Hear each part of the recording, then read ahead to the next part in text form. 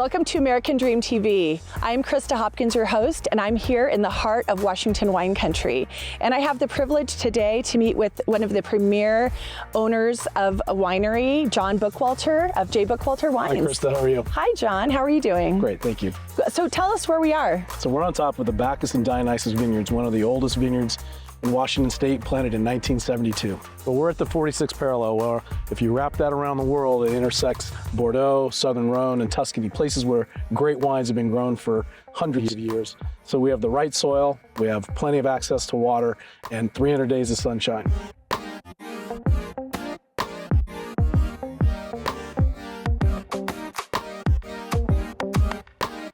How many acres of grapes do we have here? There's a little over 400 acres here on this property between Bacchus and Dionysus, and it grows a variety of grapes, Bordeaux varieties again, Cabernet Sauvignon, Merlot. It's close to the river, so you have a huge influence from the river on the weather, so it not as warm and also not as cool, because you get all the air moving along. Can we see a little bit more about the winemaking process? And then I'd love to, I know your restaurant, Fiction, is my favorite restaurant in the Tri-Cities. Could we go and take a look at the restaurant and how you make wine? Yeah, absolutely. This is a perfect time because we're fermenting wines right now and barreling wines. So let's go back to the winery, take a look, and we'll also get to the restaurant. Great, let's go take a look.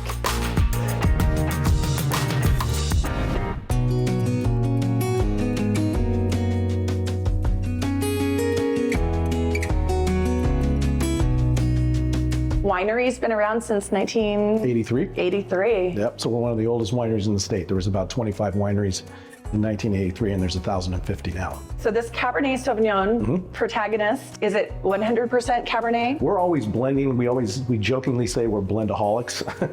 So this is 98% Cab, 2% Petit Verdot, which gives it a little bit of a spine. So it's a beautiful Cabernet Sauvignon. And so would you show me a little bit about the production facility? I think you're actually making, I mean, you're making wine all the time, but you're fermenting? Is that what you're doing right now? We're in harvest right now, so we're fermenting our this vintage currently, the 2024 vintage. So yeah, let's go take a look at that.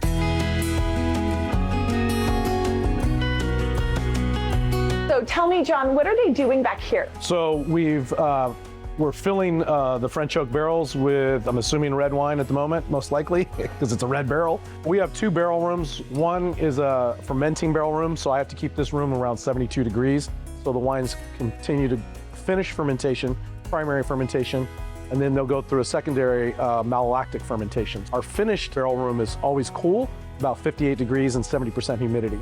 You can go in there, it smells great. Oh yeah, let's go in here. I always love going in a barrel room. So what do we have in this room? So it's actually all the varieties we produce, and even including some of our whites that are being barrel aged, and it depends on the type of wine we're trying to produce, but most of the wines will be in barrels for at least a year, if not up to 2 years. So this is where the wines will come out of barrels and move into these vessels here, and then we'll bottle from tanks.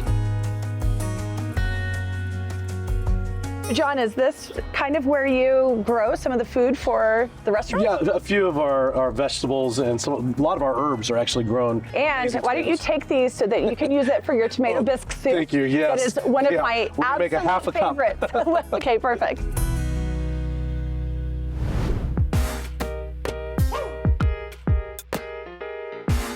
So, John, I like to say that if you want the best food in Tri-Cities, you need to go to one of the wineries, but particularly Fiction Restaurant. Well, we started with artisanal cheeses and charcuterie, and then slowly morphed into having a chef, full-time chef. But it was really about selling more wine, frankly, by the glass and by the bottle. It's the best way is to do it with food, and I think it's really important to have wine and food together. So, John, these are the famous avocado fries. Avocado fries, they're a staple here, been on our menu for 20 years.